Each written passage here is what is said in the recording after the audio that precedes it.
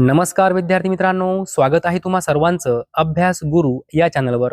विद्यार्थी मित्रांनो, या व्हिडिओमध्ये जे प्रश्न वारंवार पोलीस भरतीमध्ये विचारले गेलेले आहेत तेच प्रश्न आपण पाहणार आहोत. या ठिकाणी प्रश्न पहिला आहे, बटाट्याची चाळ 3 पैशांचा तमाशा या पुस्तकाचे लेखक कोण आहेत? तर योग्य उत्तर आहे पु ल देशपांडे. लक्षात ठेवा, बटाट्याची चाळ 3 पैशांचा तमाशा या पुस्तकाचे लेखक आहेत पु ल देशपांडे.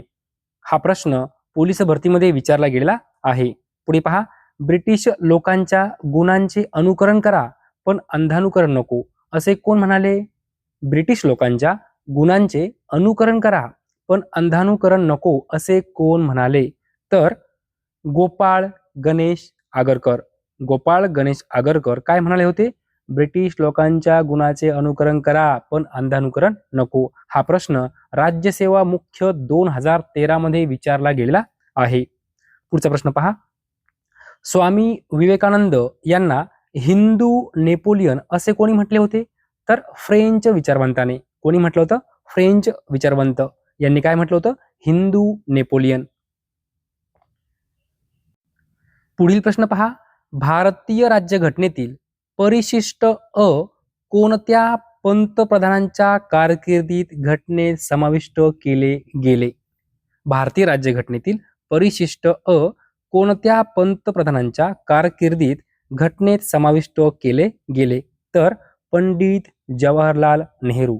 पंडित जवाहरलाल नेहरू हे पंतप्रधान असताना यांच्या काळामध्ये भारतीय राज्यघटनेमध्ये परिशिष्ट अ समाविष्ट केले गेले. पुढील प्रश्न पहा, गीता रहस्य या पुस्तकाचे लेखक कोण आहेत? कोण आहेत? तर लोकमान्य टिळक. कोण आहेत? लोकमान्य टिळक. विद्यार्थी मित्रांनो, हा प्रश्न 20 वेळापेक्षाही जास्त वेळा पोलीस भरतीमध्ये विचारला गेला आहे. हाच प्रश्न 20 वेळापेक्षाही जास्त वेळा तलाठी भरतीमध्ये विचारला गेलेला आहे. गीता रहस्य या पुस्तकाचे लेखक कोण आहेत? तर लोकमान्य टिळक. गुरुकुंज आश्रम कोणत्या जिल्ह्यात आहे? गुरुकुंज आश्रम कोणत्या जिल्ह्यात आहे?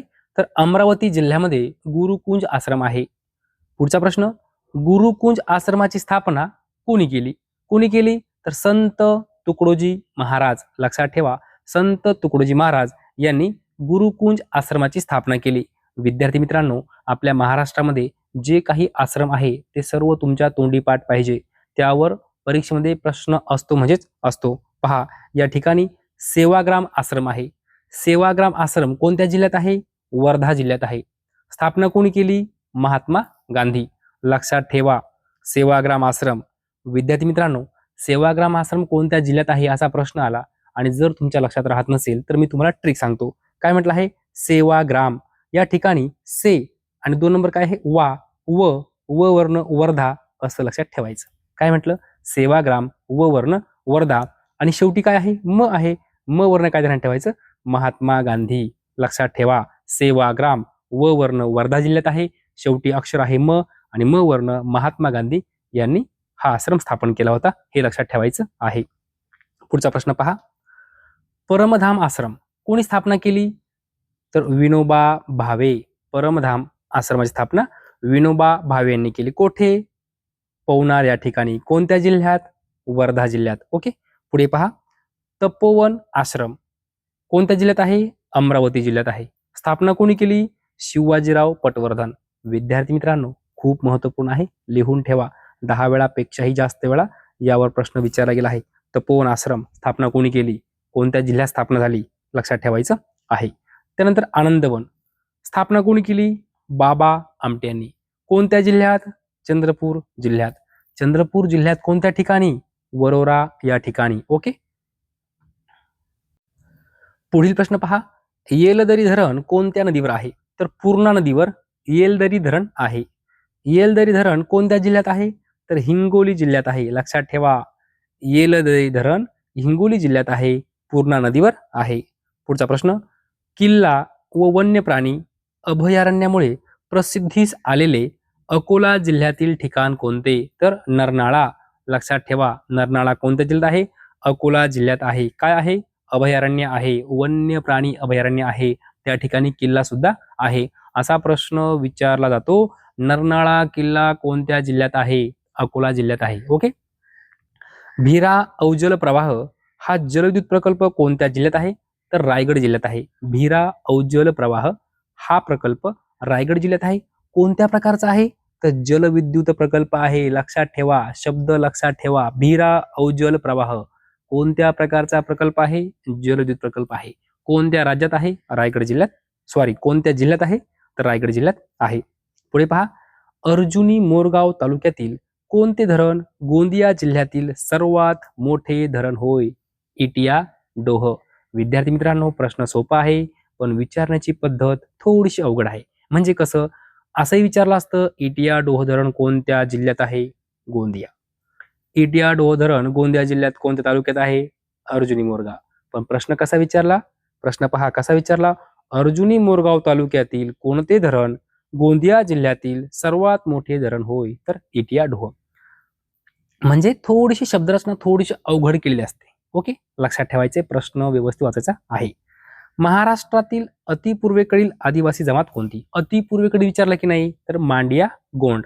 विद्यार्थी मित्रांनो, अतिपूर्वेकडील, आता मला सांगा, महाराष्ट्रातील अतिपूर्वेकडील जे काही जिल्हे आहेत ते कोणते आहे? तर गडचिरोली आहे आणि गोंदिया आहे. लक्षात ठेवा. समजा या ठिकाणी हा आपला महाराष्ट्राचा नकाशा आहे. ओके, हा आपला महाराष्ट्राचा नकाशा आहे. मग हा जो भाग आहे हा कोणता आहे? पूर्व भाग आहे. या ठिकाणी वरती गोंदिया आहे आणि खाली गडचिरोली आहे. म्हणजे कुठं? पूर्वेला.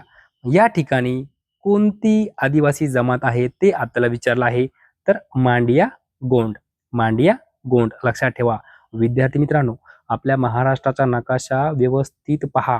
कोणत्या ठिकाणी कोणता जिल्हा आहे, कोणत्या दिशेला कोणतं राज्य आहे, कोणत्या राज्याला किती जिल्ह्यांच्या सीमा लागून आहे ते आपल्याला माहिती पाहिजे. तुमच्यासाठी एक प्रश्न आहे, महाराष्ट्राच्या पूर्वेला कोणतं राज्य आहे? लगेच मला कमेंट करून सांगायचं आहे. महाराष्ट्राच्या पूर्वेला कोणतं राज्य आहे? ओके, पुढचा प्रश्न पहा. हाफ गर्लफ्रेंड या पुस्तकाचे लेखक कोण आहेत? तर चेतन भगत. कोण आहेत? Chetan Bhagat. Playing it my way या पुस्तकाचे लेखक कोण आहेत? Sachin Tendulkar. Playing it my way, Sachin Tendulkar. पुढे पहा, आचार भ्रष्टी सदा कष्टी या म्हणीचा अर्थ काय होतो? तर ज्याचे आचार विचार चांगले नसतात तो नेहमी दुःखी असतो. आचार भ्रष्टी सदा कष्टी म्हणजे ज्याचे आचार विचार चांगले नसतात तो नेहमी दुःखी असतो. पुढे पहा, 8 हात लाकूड अन 9 हात ढिपली या वाक्यप्रचाराचा अर्थ काय होतो? तर अत्यंत मूर्खपणाची अतिशयोक्ती. 8 हात लाकूड अन 9 हात ढिपली याचा अर्थ काय होतो? अत्यंत मूर्खपणाची अतिशयोक्ती. पुढे पहा, आईचा काळ बायकोचा मवाळ या म्हणीचा अर्थ काय होतो? तर आईकडे दुर्लक्ष करून बायकोची काळजी घेणारा याला म्हणायचं आईचा काळ आणि बायकोचा मवाळ. आधीच उल्हास त्यात फाल्गुन मास या म्हणीचा अर्थ काय होतो? तर मुळातच आळशी माणसाच्या आळशी वृत्तीला पोषक अवस्था निर्माण होणे. म्हणजे एखादा माणूस खूप आळशी असणे आणि त्याच्या आजूबाजूला असं वातावरण तयार होणे ते सुद्धा आळशीच असणे आणि आणखी आळसात आळस होणे म्हणजे असं. ओके, पुढे पहा, प्लासीच्या लढाईत सिराज उद्दौला याचा पराभव कोणी केला? कोणी केला होता? तर क्लाइव्ह. कोणी केला होता? क्लाइव्ह. Robert Clive. लक्षात ठेवा, सिराज उद्दौलाचा पराभव कोणी केला? Robert Clive.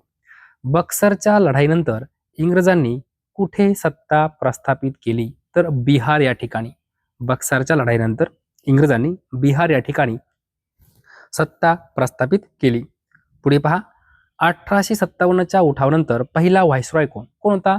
तर कॅनिंग. Lord Canning. 1857च्या उठावानंतर पहिला व्हाईसरॉय कॅनिंग. औद्योगिक क्रांती कोणत्या देशात झाली? तर इंग्लंड देशामध्ये औद्योगिक क्रांती झाली. औद्योगिक क्रांती कोणत्या शतकात झाली? तर 18वे शतक. भारतातील प्रमुख निर्यात वस्तू कोणती? तर कापूस. भाटघर धरणाच्या जलाशयास कोणत्या नावाने ओळखले जाते? तर येसाजी कंक जलाशय. येसाजी कंक जलाशय भाटघर धरणाला दुसरं नाव आहे. मुळा धरणाच्या जलाशयास कोणत्या नावाने ओळखले जाते? तर ज्ञानेश्वर सागर. मुळा धरण, ज्ञानेश्वर सागर. विद्यार्थी मित्रांनो, दोन्ही प्रश्न परीक्षेमध्ये विचारले गेले आहेत. भाटघर धरण जर विचारलं तर येसाजी कंक आणि मुळा धरण जर विचारलं तर ज्ञानेश्वर सागर. पुढचा प्रश्न पहा, गारो खासी जैतिया पर्वतरांगा कुठे आहे? तर मेघालय राज्यामध्ये आहे. गारो खासी जैतिया या पर्वतरांगा आहे मेघालय राज्यामध्ये आहे. अरुणाचल प्रदेशात कोणती पर्वतरांग प्रसिद्ध आहे? तर पतकोई.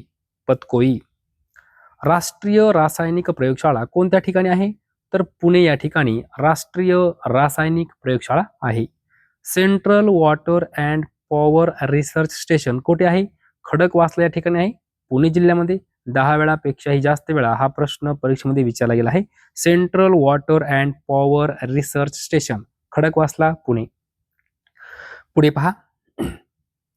काँग्रेसच्या पहिल्या अधिवेशनाचे अध्यक्ष कोण होते? कोण होते मित्रांनो? तर लक्षात ठेवायचं आहे WC बॅनर्जी. काँग्रेसच्या पहिल्या अधिवेशनाचे अध्यक्ष WC बॅनर्जी. WC बॅनर्जी म्हणजेच कोण? व्योमेश चंद्र बॅनर्जी. लक्षात ठेवा, व्योमेश चंद्र बॅनर्जी. ओके, लक्षात ठेवायचं आहे. म्हणजेच काय? WC बॅनर्जी. ओके. मग विद्यार्थी मित्रांनो, हे जे अधिवेशन होतं कुठे भरलं होतं? तर लक्षात ठेवा, मुंबई या ठिकाणी हे अधिवेशन भरलं होतं. ओके, मुंबई या ठिकाणी हे अधिवेशन भरलं होतं. पहिलं अधिवेशन होतं. कोणत्या वर्षी भरलं? 1885. कुठे भरलं? मुंबई या ठिकाणी. अध्यक्ष कोण होते? व्योमेशचंद्र बॅनर्जी, WC बॅनर्जी. विद्यार्थी मित्रांनो, लक्षात ठेवायचं आहे, कधी कधी आपण असं तोंडी पाठ केलं असतं, काय? पहिल्या अधिवेशनाचे अध्यक्ष कोण? व्योमेशचंद्र बॅनर्जी. आणि WC बॅनर्जी असं जर आलं ना मराठीत, म्हणजे कसं W असं जर आलं, WC बॅनर्जी, आपण कन्फ्यूज होतो, आपल्याला समजत नाही. व्योमेशचंद्र बॅनर्जी तोंडी पाठ केलेले आपण, WC बॅनर्जी इंग्रजीमध्ये आहे. दोन्ही गोष्टी लक्षात ठेवा. कधी कधी घाई गडबडीमध्ये जेव्हा आपण पेपर सोडवतो तेव्हा आपल्याला वेळ कमी असतो, आपण घाईमध्ये चुकतो. दोन्ही लक्षात ठेवायचे, WC बॅनर्जी, व्योमेशचंद्र बॅनर्जी. ओके. पुढचा प्रश्न पहा. युनिसेफ दिन कधी असतो? तर 11 डिसेंबर. युनिसेफ दिन 11 डिसेंबर. विजय दिवस कधी असतो? 16 डिसेंबर, विजय दिवस. पुढे पहा. रेल्वे भारतात प्रथम कोठून सुरू झाली? तर मुंबई ते ठाणे 1853. मुंबई ते ठाणे 1853. दुसरे महायुद्ध कोणत्या वर्षी संपले? 1945 संपले. प्रश्न काय विचारला आहे? व्यवस्थित वाचायचा आहे. संपले विचारले, संपले. काय म्हटलंय? संपले म्हटलंय, सुरू नाही म्हटलं. तर 1945 दुसरं महायुद्ध संपलं. पुढे पहा. हैदराबादचे जुळे शहर कोणते आहे? तर सिकंदराबाद. स्वातंत्र्यापूर्वी कोणता भारतीय प्रदेश काला पाणी म्हणून ओळखला जात होता? तर अंदमान आणि निकोबार बेटे. पुढे पहा. छत्तीसगड राज्याला महाराष्ट्रातील कोणत्या जिल्ह्यांच्या सीमा लागून आहे? तर गोंदिया आणि गडचिरोली. पुढे पहा. मध्य प्रदेश राज्याला महाराष्ट्रातील एकूण किती जिल्ह्यांच्या सीमा लागून आहे? तर 8 जिल्ह्यांच्या सीमा लागून आहे. विद्यार्थी मित्रांनो, तुम्हाला पर्यायामध्ये 7 असणार, 6 असणार, 5 असणार, 8 असणार. आपल्याला कन्फ्यूज होणार. मग लक्षात कसं ठेवायचं? त्यासाठी मी तुम्हाला एक ट्रिक सांगतो. मध्य प्रदेश आपण इंग्रजीमध्ये कसं लिहितो? MP असं ध्यान ठेवायचं. MP म्हणजे काय? मध्य प्रदेश. हा जो P आहे मित्रांनो, याला पुन्हा असं जोडून द्यायचं आणि असं लक्षात ठेवायचं. ओके, म्हणजे 8.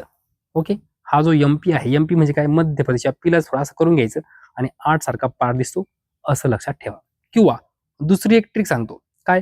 मध्य प्रदेश, मध्य प्रदेश. काय करायचं? हा जो या ठिकाणी ध आहे जोडलेला अर्धा, या ध ला असा 8 सारखा कम्पेअर करायचा. मध्य प्रदेश 8 सारखं कम्पेअर करायचं. लक्षात ठेवा, मध्य हा जो शब्द आहे, मध्य हा जो ध आहे की नाही, हा थोडासा 8 सारखा आहे बघा, असा कम्पेअर करायचं. मध्य मध्य असं लक्षात ठेवायचं आणि 8शी ती कम्पेअर करायचं. एकूण 8 जिल्ह्यांच्या सीमा लागून आहे. विद्यार्थी मित्रांनो, कोणकोणत्या जिल्ह्यांच्या सीमा लागून आहे ते सुद्धा लक्षात ठेवा. व्यवस्थित नकाशा पहा, लिहून ठेवा, कारण त्यावर सुद्धा प्रश्न विचारला जाऊ शकतो. खालीलपैकी कोणत्या जिल्ह्याची सीमा मध्य प्रदेश राज्याला लागून आहे? खालीलपैकी कोणत्या जिल्ह्याची सीमा मध्य प्रदेश राज्याला लागून नाही? असे प्रश्न विचारले जातात. आपल्याला माहिती पाहिजे. उत्तरेला मध्य प्रदेश राज्याची सीमा लागलेली आहे महाराष्ट्राच्या. मग उत्तरेला कोणकोणते जिल्हे आहे, कोणकोणते जिल्हे नाही? नकाशा आपला पूर्ण असा तोंडीपाठ पाहिजे.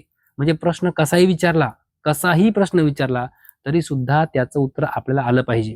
ओके, पुढचा प्रश्न पहा. भारतीय अर्थव्यवस्थेच्या उदारीकरणाचे प्रणेते कोणाला म्हणतात? डॉक्टर मनमोहन सिंग. दुसऱ्या पंचवार्षिक योजनेत कोणत्या क्षेत्राच्या विकासाला सर्वाधिक महत्त्व देण्यात आले? तर औद्योगिक क्षेत्र. औद्योगिक क्षेत्र. इन्क्लाब जिंदाबाद ही घोषणा कोणी दिली? भगतसिंग यांनी दिली. जालियनवाला बाग हत्याकांड कधी आणि कुठे घडले? 1919 या वर्षी घडले, अमृतसर या ठिकाणी. ओके. पुढे पहा. भारतातील महिला चळवळीचे प्रतीक मानली जाणारी महिला कोण होती? कस्तुरबा गांधी. उषा मेहता कोणत्या माध्यमातून स्वातंत्र्य लढ्यात सहभागी झाल्या होत्या? तर गुप्त रेडिओ सेवा. पुढे पहा. रशियाचे चलन काय आहे? रुबल. गौतम बुद्धांचा जन्म कुठे झाला? लुंबिनी या ठिकाणी झाला. कोठे आहे ते? नेपाळ या देशामध्ये आहे. शीख धर्माची स्थापना कोणी केली? गुरु नानक देव. भारतात किती वर्षांनी जनगणना केली जाते? तर लक्षात ठेवा, 10 वर्षांनी भारतात जनगणना केली जाते. विद्यार्थी मित्रांनो, हा प्रश्न 10 वेळापेक्षाही जास्त वेळा पोलीस भरती, तलाठी भरतीमध्ये विचारला गेला आहे. ओके, लक्षात ठेवायचे. पुढे पहा. शांतता कोर्ट चालू आहे हे नाटक आहे, कोणी लिहिले? विजय तेंडुलकर. शांतता कोर्ट चालू आहे हे नाटक आहे. हे नाटक कोणी लिहिलं? विजय तेंडुलकर. छत्रपती संभाजी राजांनी संस्कृत भाषेत कोणता ग्रंथ लिहिला? बुधभूषण. लक्षात ठेवा, बुधभूषण हा ग्रंथ लिहिला. कोणी लिहिला? छत्रपती संभाजी महाराज. कोणत्या भाषेत आहे? संस्कृत भाषेत आहे. पुढे पहा. वास्को द गामा भारतात कधी आला? 1498. 1498. वास्को द गामा कुठून आला? तर पोर्तुगाल इथून आला. ओके. विद्यार्थी मित्रांनो, अशा प्रकारे जे प्रश्न पोलीस भरतीमध्ये एकदा नाही, दोनदा नाही, तीनदा नाही, तर 7 ते 8 वेळापेक्षाही जास्त वेळा विचारले गेले प्रश्न होते, ते सर्व प्रश्न या व्हिडिओमध्ये आपण पाहिले आहेत. जर तुम्हाला हा व्हिडिओ आवडला असेल तर नक्की लाईक करा. विद्यार्थी मित्रांनो, या ठिकाणी आपला हा व्हॉट्सअप नंबर आहे. जर तुम्हाला आपल्या व्हॉट्सअप ग्रुपला जॉईन व्हायचं असेल तर या नंबरवर मला व्हॉट्सअप मेसेज करा. जर तुम्हाला पोलीस भरतीची प्रश्नपत्रिका पाहिजे असेल, जर तुम्हाला कोणत्याही विषयाची नोट्स पाहिजे असेल तर या नंबरवर मला व्हॉट्सअप मेसेज करा, तुम्हाला सेंड केलं जाईल. ओके. विद्यार्थी मित्रांनो, जर तुम्हाला प्रामाणिकपणे हा व्हिडिओ आवडला असेल तर नक्की लाईक करा, शेअर करा, सबस्क्राईब करा. धन्यवाद.